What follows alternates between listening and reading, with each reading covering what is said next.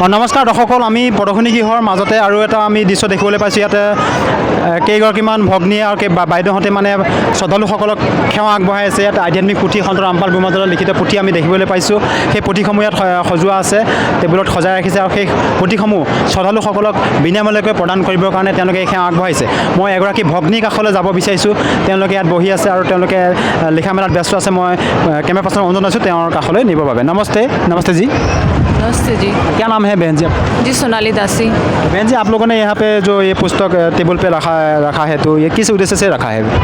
जी, ये जो पुस्तक है इसके माध्यम से संत रामपाल जी महाराज जी लोगों को ज्ञान बता रहे हैं कि आज तक हम जिन भक्ति को करते आ रहे थे उन्हें हमें कितना लाभ हो रहा था, और अब जो भक्ति संत रामपाल जी महाराज जी विधिवत यानी कि शास्त्र अनुकूल साधना बता रहे हैं, उनसे लोगों को लाभ भी मिल रहा है। और ये जितनी भी पुस्तक रखी गई है इसमें वास्तविक ज्ञान दिया गया है कि कबीर साहब जी को जो लोग एक जुलाहे संत कवि दास के रूप में मानते थे, उनमें उन्होंने संत रामपाल जी महाराज जी ने ये सिद्ध करके बताया है कि इन पुस्तकों में लिखा है, मतलब कि जो वेदों हैं, कुरान शरीफ है, बाइबिल है, ये सब ने सिद्ध कर दिया है कि कबीर इज़ गॉड, कबीर साहब जी भगवान है।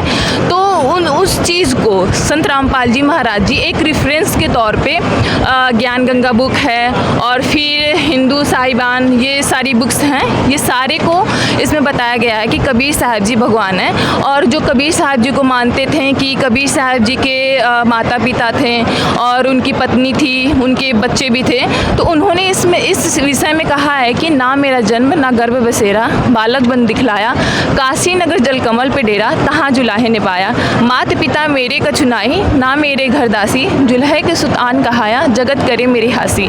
तो कबीर साहब जी ने अपने वाणी में सिद्ध कर दिया है कि मेरा जन्म नहीं हुआ है और न ही मेरी मृत्यु हुई है। ये वेदों में भी प्रमाण मिलता है कि जो पूर्ण परमात्मा होता है वो सशरीर आता है और सशरीर जाता है।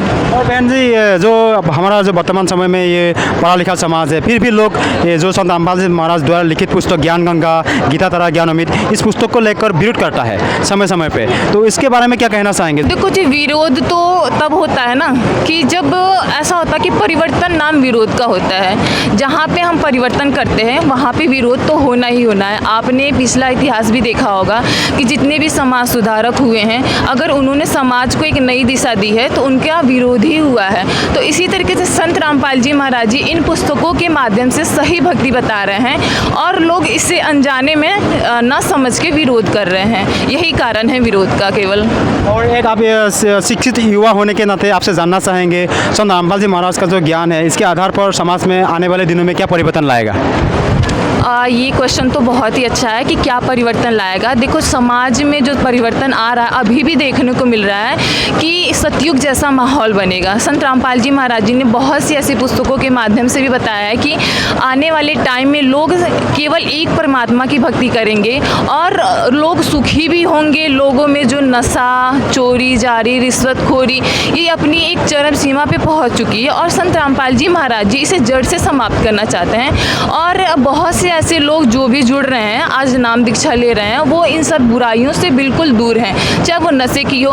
और संत रामपाल जी महाराज जी का एक अभी रिसेंटली अन्नपूर्णा मुहिम के तहत प्रोग्राम चलाया जा रहा है, उसमें उन्होंने कहा है कि कबीर भगवान का ऐसा ज्ञान चलेगा कि कोई भी भूखा नहीं सोएगा।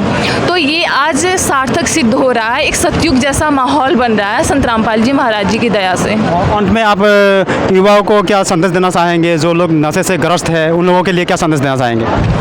देखो जी, नशा जो है ना वो खुद का नाश तो करता ही है, साथ ही साथ हमारे परिवार वालों का भी नाश करता है। तो एक तरीके से अगर हम सामाजिक दृष्टि से देखें तो नशा हमारे लिए बहुत ही ज़्यादा एक तरीके से अभिशाप माना जाता है, ठीक है। और अगर हम आध्यात्मिक दृष्टि से देखें तो नशा जो होता है ना वो हमारे शरीर में जिन देवी देवताओं का वास है उसको भी वो एक तरीके से भ्रष्ट करता है। मतलब वो अपने आप को जो भक्ति मार्ग में जाना चाहते हैं वो नहीं जा पाते हैं, शरीर भी नाश होता है, देवी देवता भी रुष्ट होते हैं। तो हम यही कहेंगे युवाओं से कि देखो, नशा वगैरह करना तो किसी के लिए भी सही नहीं होता, ये डॉक्टर्स वगैरह भी एडवाइस देते हैं और आध्यात्मिक दृष्टि से भी संत रामपाल जी महाराज जी इसे बिल्कुल अवॉइड करते हैं। ইতিমধ্যে এই ভগ্নীগৰাকীয়ে জনালে যে আচলতে নিচাৰ কাৰণে আমাৰ বৰ্তমান সময়ত বহু যুৱকে মানে বিপথে পৰিচালিত হোৱা দেখা যায় আৰু তেওঁলোকে শ্ৰদ্ধালুসকলক বুজাবৰ বাবে এই আধ্যাত্মিক প্ৰদৰ্শনী গৃহত তেওঁলোকে এই পুথি সন্ত ৰামপাল গুমাজলৰ লিখিত পুথিসমূহ ইয়াত সজাই ৰাখিছে যাতে সকলোৱে এই পুথিসমূহ অধ্যয়ন কৰি এটা নতুন জীৱন আৰম্ভ কৰিব পাৰে মানৱ জীৱন পৰিৱৰ্তন কৰিব পাৰে বা তেহঁতৰ যিবিলাক বদ অভ্যাস সেইবিলাক ত্যাগ কৰিব পাৰে সেই উদ্দেশ্যে তেওঁলোকে এই পুথিবিলাক ইয়াত সজাই ৰাখিছে আৰু সকলোকে এইবিলাক নিঃশুল্ক প্ৰদান কৰিবৰ কাৰণে ইয়াত সজাই ৰখা আমি দেখিবলৈ পাইছোঁ গতিকে আমি শ্ৰদ্ধালুসকলক অনুৰোধ জনাইছোঁ আপোনালোকে সময় পালে সন্ত ৰামপাল গুমাজৰ যেতিয়াই বিশাল সমাগমৰ আয়োজন কৰে আপোনালোকে আহি ভাগ ল'ব আৰু আপোনালোকৰ অনুমল মনুষ্য জীৱন সফল কৰিব ধন্যবাদ